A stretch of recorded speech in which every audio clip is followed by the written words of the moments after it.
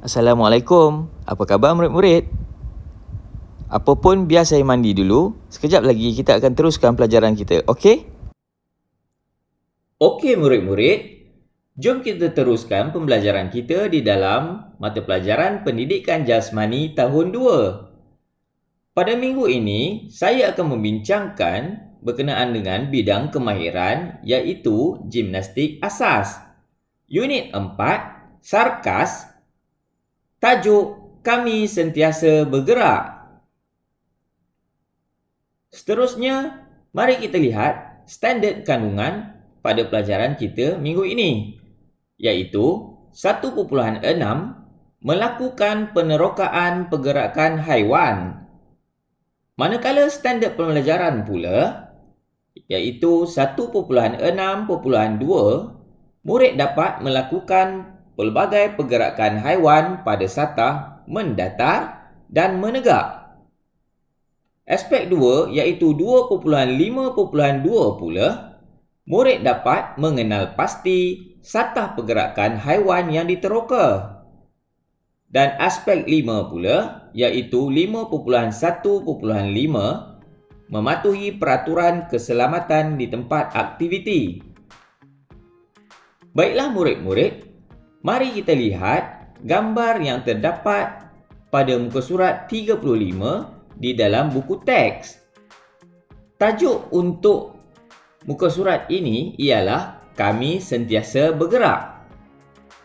Gambar yang tertera menunjukkan suasana di sebuah taman permainan di mana terdapat kanak-kanak yang sedang melakukan aktiviti pergerakan.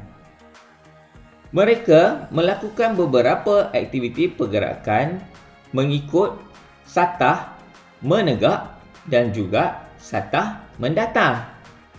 Kalau kita lihatkan, apakah persamaan yang boleh kita gambarkan di antara bergayut di palang? Ya, ia bersamaan dengan pergerakan haiwan seperti monyet ataupun orangutan. Seterusnya, apakah persamaan yang boleh kita gambarkan pada aktiviti merangkak di dalam terowong? Ya, aktiviti merangkak adalah pergerakan mirip kepada pergerakan buaya. Baik, seterusnya, ada murid yang melepasi jaringan ataupun halangan seperti sarang laba-laba. Baik, murid tersebut menunjukkan pergerakan yang mirip kepada laba-laba yang sedang berada di sarangnya. Baik, terdapat juga murid yang sedang memanjat ke atas hingga ke puncak. Pergerakan ini mirip kepada pergerakan haiwan seperti zirafah yang sedang melakukan aktiviti makan pucuk-pucuk ataupun daun-daun pokok. Baik, kamu juga boleh melakukan aktiviti seperti ini, tetapi patuhilah arahan keselamatan di tempat aktiviti tersebut. Ya, sekali lagi, aktiviti yang dilakukan adalah melibatkan dua satah pergerakan, iaitu satah mendatar dan satah menegak. Pergerakan seperti penguin menggunakan satah mendatar, manakala melompat seperti katak menggunakan satah menegak. Baiklah murid-murid, cuba kamu lakukan pergerakan haiwan yang melompat seperti belalang, kanguru dan katak.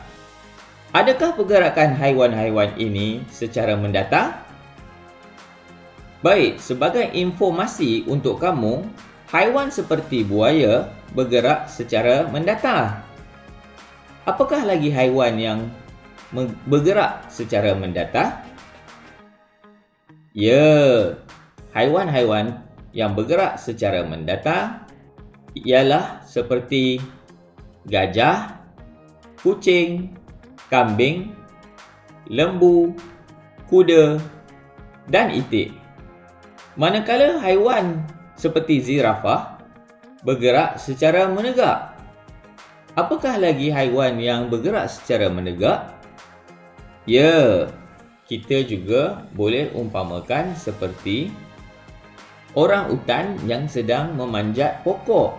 Pergerakan tersebut adalah mengikut satah menegak. Baiklah murid-murid, saya harapkan kamu dapat merancang aktiviti ini dengan melakukan beberapa pergerakan haiwan yang mengikut satah secara menegak dan juga satah mendatar. Cuba bezakan pergerakan haiwan manakah yang menggunakan pergerakan mengikut satah mendatar dan juga mengikut satah menegak. Baik, saya rasa setakat itu saja pertemuan kita pada minggu ini. Sekian, terima kasih. Dan jangan lupa, selamat belajar dan selamat beramal. Jumpa lagi. Bye-bye.